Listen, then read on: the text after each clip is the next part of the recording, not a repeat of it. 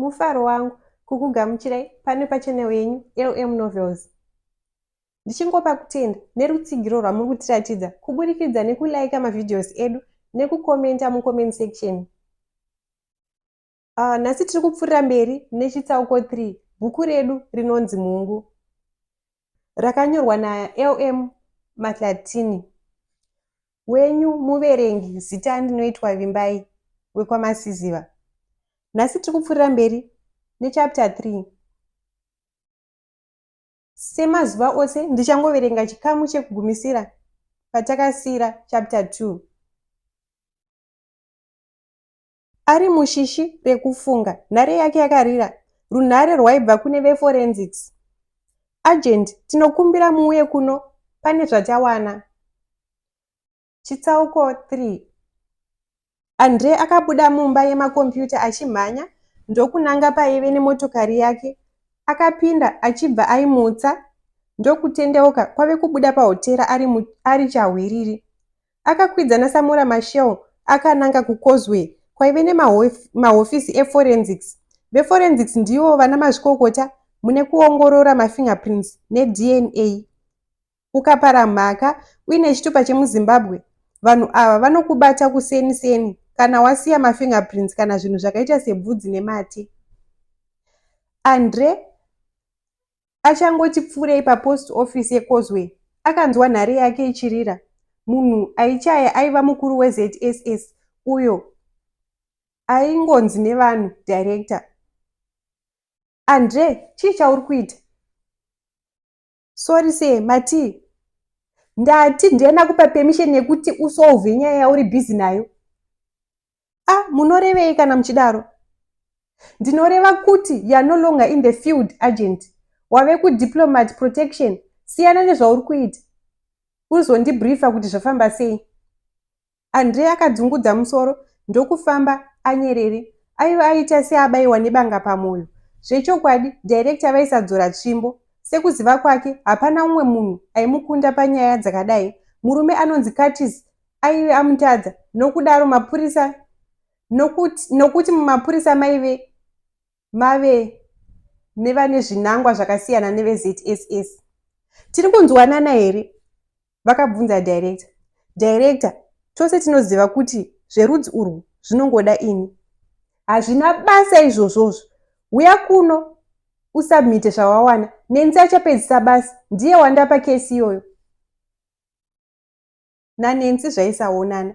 Nenzi aiva munhu asingavimbiki. Andre akamboedza kuonesa director nezveunyoka hwanenzi, asi director akamuudza kuti kana akawana nguva akwane.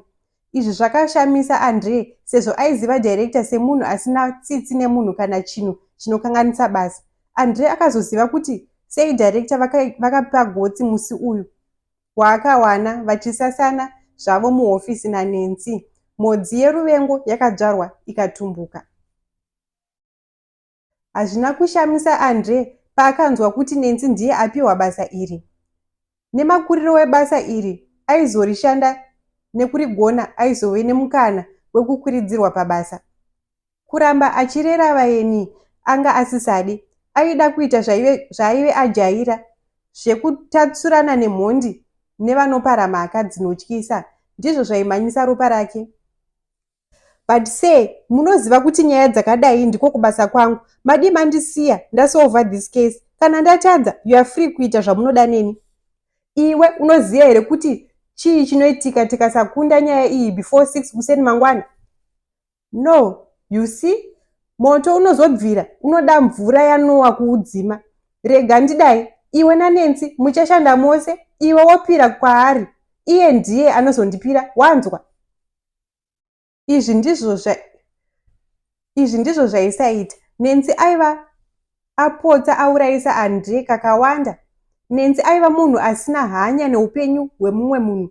Aisambozeza kucheka musoro wemunhu kana abvise munwe wake wakatsimbirirwa. Panguva ino, Andre hapana zvaigona kuita, nokudaro akabvuma hake ndokutyaira akananga kuF4D, kureva kuti Forensics Department. Akasvika ndokunanga kuhofisi yaDelphine, uyo aiva mutevedzeri wemukuru weF4D. Andre naDaphne vaive nenhoroondo yakareba, nhoroondo yerudo. Rudo rwavo rwainge kubwaira kweziso, rwaiti rukambojeka rwodzima, rwojekazve. Nyaya yebasa ravo ndiyo yaita kuti vambopota vachisiyana. Andre akapinda muhofisi ndokugara asina amuti agare. So what do you have for me? Akadaro Andre. We found some prints and we ran them into our database. Tikaona kuti munhu akauraya Ntuli ari mudatabase redu. Zvokwadi here? Hongu. Saka zvakafanana nekutorera chana lollipop. Ndiani? Handiti unoziva mushandiro wedu. Kana munhu aine chitupa chemuno hazvinetse kumubata. Manje this guy mafingerprints ake haamo mudatabase rezvitupa, ari mudatabase redzimhosva. Pane imwe kesi isina kusolvewa yakawanikwa mafingerprints ake tichibva taachengeta. Unorevei kana uchidaro? Ndinoreva kuti munhu uyu it's either haasi muZimbabwean kana kuti haana kutora chitupa. Saka pakaipa. Zvino ndinomubata sei? Mhosva yakambopara ndeipi? Ndivo vaye vekupinda nepfuti pabhodha reMozambique. Oh, okay, ndavaziva. Ndiro rimwe remakesi akatadzwa naNentsika iro. Uyu munhu muna mungwarire. Unozivei kesi ino ndanzi ndibetserane naye pafunge. Kushanda nehureria. Andre akaseka zvake ndokuti, are you jealous? Jealous rei isu takarambana. Nhare yaAndre yakarira. Aiva Nensi. Andre akaridza tsamwa achibva adaira. Nensi akamuudza kuti aive akamira paRainbow Towers. Andre akaoneka Daphne ndokupinda mumotokari akananga kuenda kuna Nensi. Primrose Macheka aive akazvambarira hake pamubhedha akatarisa mudenga. Aisava newekutaura naye sezvo aizvigarira ega zvake. Primrose aive paattachment sezvo aive mugore rake rechitatu pazvidzidzo zvetourism and hospitality management zvaiita paUniversity of Zimbabwe. Musikana uyu aive aneta nebasa sezvo paRainbow Towers paaishanda aisawana nguva yekuzorora. Vanhu vaibuda nekupinda nguva dzose. Shamwari yake yaive yamuvimbisa kuti yaizouya kuzotandara zvavo nguva dzakanga dzoti 2012. Pamusuwo pakagogodzwa, Primrose akamuka pamubhedha. Musuwo wake waigara wakakiwa sezvo mbavha dzaive dzarura mumaobra maaigara. Ndiani? Primrose akadanidzira. Chido? Chido ndiro rimwe zita reshamwari yake. Akanyemwerera Primrose achibva avhura musuwo. Ruoko rwake rwakabva rwanzi dzvi, muromo uchibva wasundwa mukati. Andre akawana Nensi akamumirira mufoya. Excuse me. Kana waisamuziva, waimuona, waiti waona ngirozi. Vakati usatonge gwaro nebutiro raro, vakanga vasina kumbofunga rimwe divi remari yesimbi. Nensi raiva guyu zvaro. Aive amire akazembera madziro, akabata nhare yake. Andre akasvika paari achibva amukwazisa. Kwaingove kukwazana kwechirango. Kuwirirana pakanga pasina. Right, I know kuti you hate me and you hate working with me. Imwa mvura udzikise ruvengo rwuri pahuro pako. Saka where are we? Nensi akabvunza. Hapana CCTV footage apa. Mafingerprints atawana ndeye mufi asingazikanwe. Ndeye munhu asingazikanwe ari kutotsvagwawo nedzimwe mhosva. Saka toita sei? Ngatiise musoro pamwe chete. Ngatibvunzei receptionist atiudze kuti munhu ambokwidza muroom manga muina Ntuli ndiani. Point of correction, muhoteo hamuna receptionist, muna front office manager. Ndambobvunza kare kuti ndamubvunza kare akati haasiri yanga ari paduty. Ndiani anga aripo? Mumwe musikana anonzi Primrose. Since tiri kumashure kwenguva, ngatiendei kumba kwake tinomubvunza. That's a good idea. Andre akangodaro hake, asi aive agara hake azvifunga kare. Vakaenda pafront office vachibva vapiwa nhamba yenhare yaPrimrose pamwe chete nekero yepamba paaigara. Primrose aigara muna Woodwall kuMarlborough. Andre naNensi vakapinda mumotokari yaNensi. Nensi ndokutyaira vakananga kwaPrimrose. Andre aive akaisa nhare panzeve. Haasi kudaira uyu, Andre akadaro.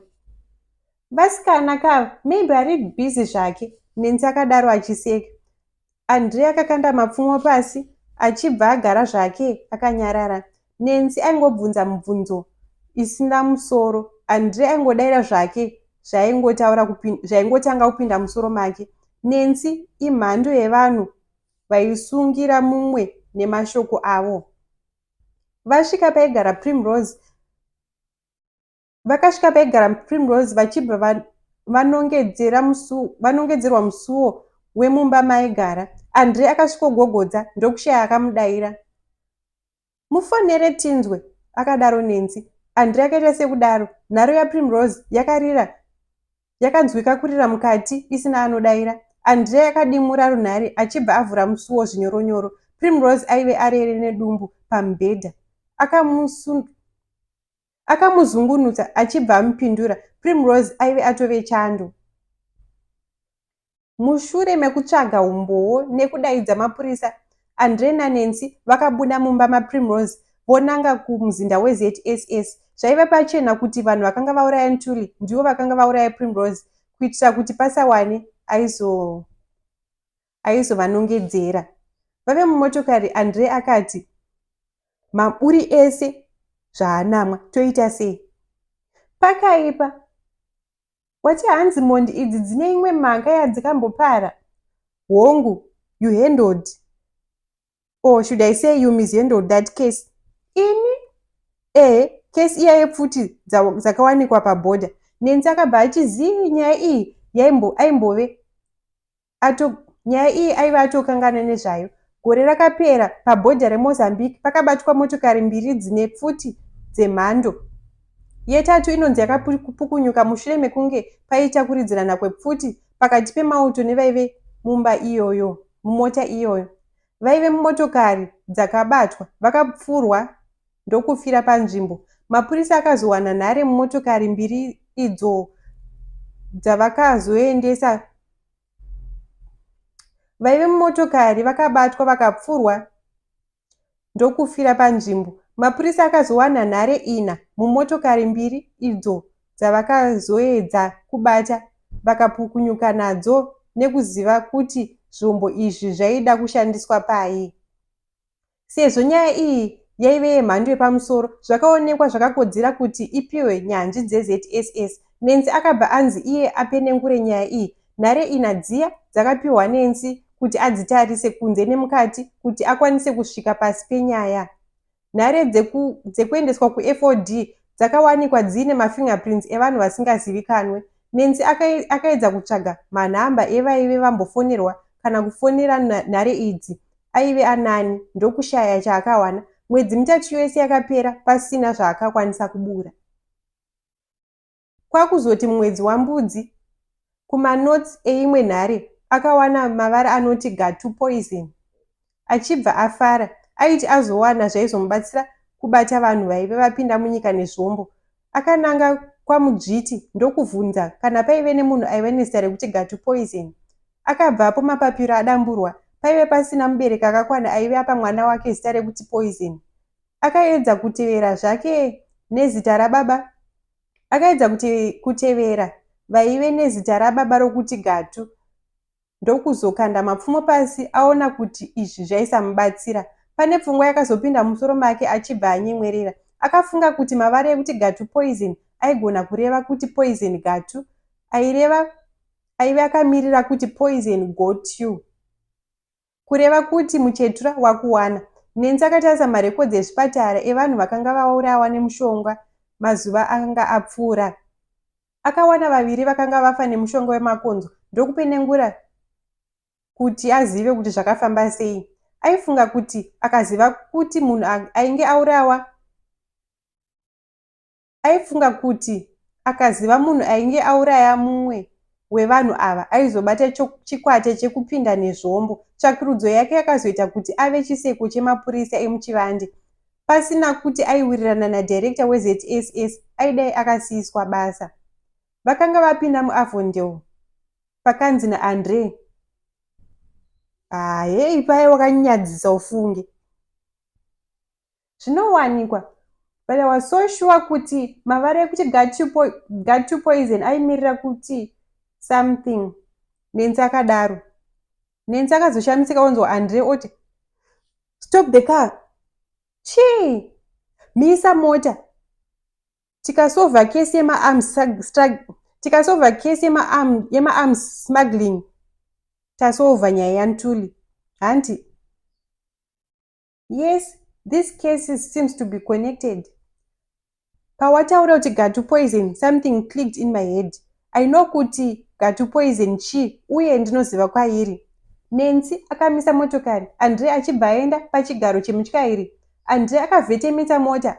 Nenzi akanyarara achifunga. Uku ndiko kupera kwechitsauko 3.